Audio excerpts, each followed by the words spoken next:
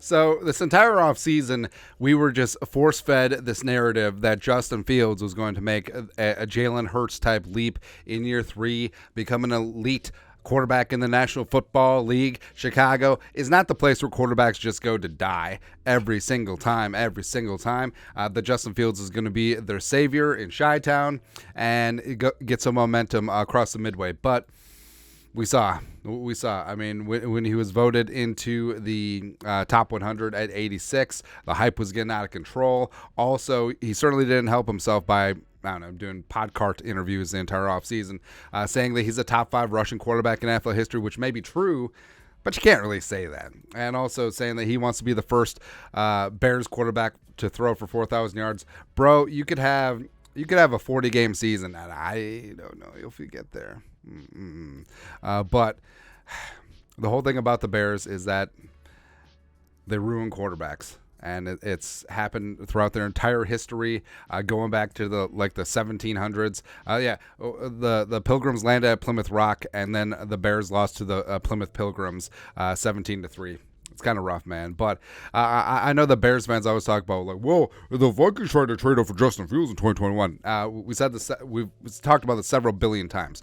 The draft capital that the Bears gave up to trade up with the Giants, the Vikings had that in spades. If Spielman wanted Fields, they would have had him, no problem. But he was just like, nah, we're good. No problem there. But the thing I like most is seeing hype deflated. I would have been such a hater during the tulip bulb bubble when that thing crashed.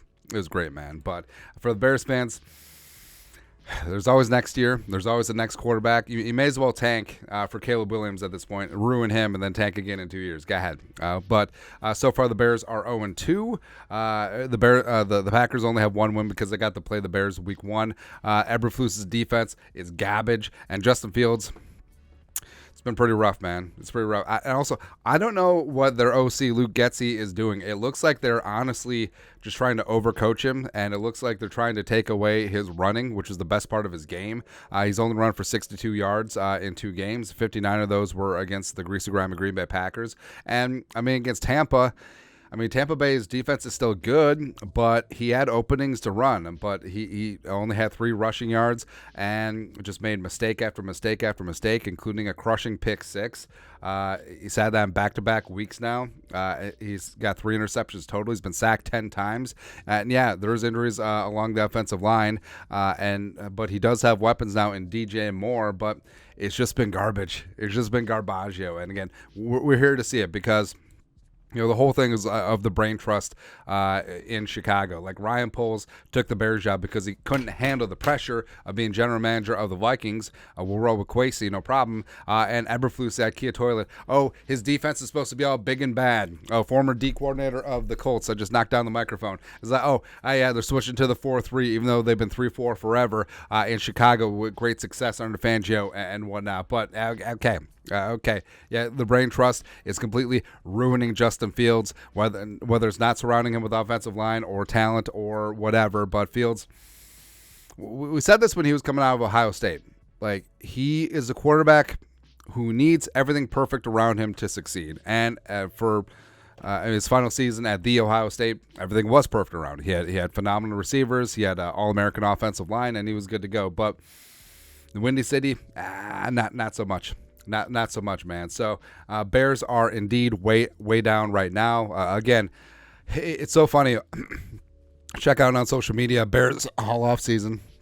As I get choked up, I got emotions going on. Bears fans all off season were just like, oh, Justin Fields. Oh, here we go. Oh, DJ Moore. Oh, offensive line. And then now they're just like, thwack. Hallis is sell the team, fire Poles, fire Eberflus, trade Fields, and then just go 0-17 and take Caleb Williams. Go ahead. Yeah, go ahead. And again, not only is Chicago the place where quarterbacks go to die, the fact that they, in 2017, not only took Mitchell Trubisky-Ponder ahead of Patrick Mahomes and to a degree Deshaun Watson, but also they traded up. They traded up from 3-2, bidding against themselves. John Lynch of the Niners, pulled off a coup, but then he drafted Solomon Thomas. But Yeah, Trubisky at 2, okay. But although I don't even know if Mahomes would have succeeded. I think the gravitational pull of Chicago Bears just running quarterback straight into the ground, maybe that would have come to fruition. Maybe Patrick Mahomes just would have been, hey, remember Pat Mahomes' kid, garbage NFL quarterback? It could be. It certainly could have been. But again, I don't like rooting against specific players. I do like Justin Fields in general. Maybe he can come to the Vikings because Shedeur Sanders and Jaron Hall will need a solid quarterback 3 behind them for emergencies on game day. That would be the case right now. But all the hype, just all of it is coming out. All of it is coming out, man. And you hate to see things you hate to see. That, but Crooked Chicago Bears way down. Let us know your thoughts on our thoughts in the comment section below. Subscribe for daily Vikings takes. Want to support the work? Put a little something in the Venmo. But till next time, Skol production value.